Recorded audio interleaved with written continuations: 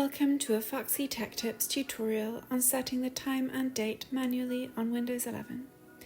If you find this tutorial helpful, please consider subscribing to my channel and liking the video. From the Windows 11 desktop, go to the search bar at the bottom, search for Settings and then open them.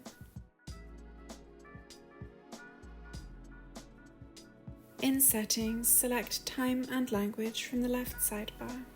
From there, select Date and Time.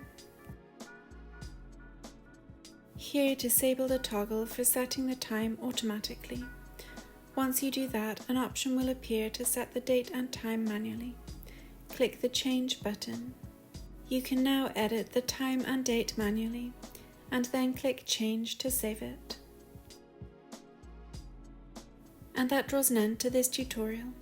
Please like the video if you found it helpful, and subscribe to Foxy Tech Tips for more Windows 11 tips and tricks.